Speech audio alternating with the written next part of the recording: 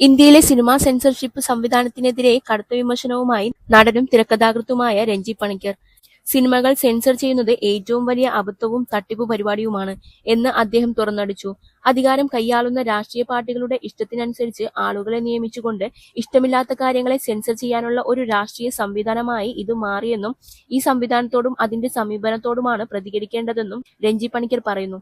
താൻ എഴുതിയ the king എന്ന സിനിമയിലെ നായികയുടെ ഇടുപ്പിളകുന്നത് ഒഴിവാക്കണമെന്ന് ആവശ്യപ്പെട്ട വിചിത്രമായ സെൻസറിംഗ് അനുഭവം അദ്ദേഹം പങ്കുവച്ചു. കാലാകാലങ്ങളിലുണ്ടാവുന്ന ഇത്തരം മണ്ടൻ ഗൈഡ് ലൈനുകൾക്കെതിരെ പോരാടേണ്ടത് അത്യാവശ്യമാണെന്നും ഈ പോരാട്ടത്തിൽ കോടതിയിൽ പോകാനുള്ള സാധ്യത ഒരു ജനാധിപത്യ രാജ്യത്തെ സ്വാതന്ത്ര്യമാണെന്നും മനോരമ ഹോർത്തൂസ് പരിപാടിയിൽ സംസാരിക്കവേ രഞ്ജി പണിക്കർ പറഞ്ഞു. ഇന്ത്യയിൽ സിനിമകൾക്ക് സെൻസർഷിപ്പ് വേണമെന്ന് പറയുന്നതാണ് ഏറ്റവും അബദ്ധം. എന്തിനാണ് സിനിമ സെൻസർ ചെയ്യുന്നത്? ആരാണ് സെൻസർ ചെയ്യുന്നത്? അതാത് കാലത്തെ രാഷ്ട്രീയ പാർട്ടികൾ അവരോട് അനുകൂലമായ അഭിപ്രായമുള്ള ആളുകൾക്ക് അനുകൂലമായി സെൻസർ ചെയ്യും. ഇത് BJPയുടെ കാലത്ത് തുടങ്ങിയതൊന്നുമല്ല, കോൺഗ്രസിന്റെ കാലത്തും ചെയ്തിട്ടുണ്ട്.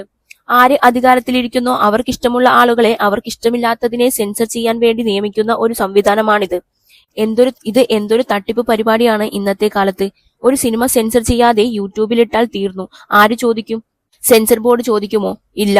അപ്പോൾ അങ്ങനെ ഒരു കാലത്ത് ഇങ്ങനെ കുറെ ആളുകൾ ചെലവിന് കൊടുത്ത് നമ്മളെ കൊണ്ട് കുറെ പൈസ അടുപ്പിച്ചിട്ട് സെൻസർ ചെയ്യുക എന്ന് പറയുന്ന ഒരു വഴിപാടായി അത് മാറിയിരിക്കുകയാണ്. ആ സംവിധാനത്തോടും സമീപനത്തോടുമാണ് സത്യത്തിൽ പ്രതികരിക്കേണ്ടതെന്ന് എനിക്ക് തോന്നുന്നു. എന്റെ സിനിമകളെല്ലാം തന്നെ ഞാൻ നന്നായി ഫൈറ്റ് ചെയ്തിട്ടാണ് ജനങ്ങളുടെ മുന്നിൽ എത്തിച്ചിട്ടുള്ളത്. അതിനകത്ത് മ്യൂട്ട് ചെയ്ത സംഭാഷണങ്ങൾ, വെട്ടിമാറ്റപ്പെട്ട സംഭാഷണങ്ങളൊക്കെ പരിശോധിച്ചാൽ ഒരു 50 വെട്ടെങ്കിലും ഇല്ലാത്ത ഒരു സിനിമയും ഞാൻ എഴുതിയിട്ടില്ല. നീണ്ടാൽ ഒരു സിനിമ എഴുതുമ്പോൾ അത് ഒരു സമരവും പ്രതിരോധവും പ്രതികരണവും ഒക്കെയാണ്. ഓരോ കാലത്തും അതാത് സർക്കാരുകൾ നിശ്ചയിക്കുന്ന മാനദണ്ഡങ്ങൾ അതിൽ ഇടപെടൽ നടത്തും. ഞാൻ എഴുതിയ തലസ്ഥാനം മുതൽ പുതിയ ഗൈഡ് ലൈൻസ് ഇങ്ങനെ വന്നുകൊണ്ടിരുന്നു. ദ കിങ് എന്ന ഞാൻ എഴുതിയ സിനിമയുടെ നായിക നടക്കുമ്പോൾ ഇടുപ്പിളകുന്നത് അനുവദനീയമല്ല എന്ന് പറഞ്ഞു.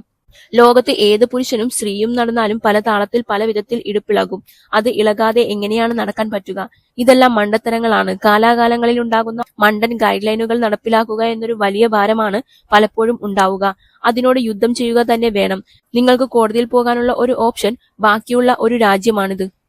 ഒരു തീരുമാനം കഴിഞ്ഞ് മറ്റൊന്നിലേക്ക് പോകാൻ സ്വാതന്ത്ര്യമുള്ള ഒരു ജനാധിപത്യം നമ്മുടെ നാട്ടിൽ നിലനിൽക്കുന്നതുകൊണ്ടാണ് നമ്മുടെ നാട്ടിൽ നീതിന്യായ വ്യവസ്ഥ പലതിനെയും പ്രതിരോധിക്കുകയും നിഷേധിക്കുകയും പലതിനെയും അനുവദിക്കാതിരിക്കുകയും ഒക്കെ ചെയ്യുന്നത്. കോടതി അതൊക്കെ പരിഗണിക്കുകയല്ലേ? കോടതി അതിനെക്കുറിച്ച് കൃത്യമായ ഒരു കമന്റും പറഞ്ഞിട്ടുണ്ട്, രഞ്ജി പണിക്കർ പറഞ്ഞു.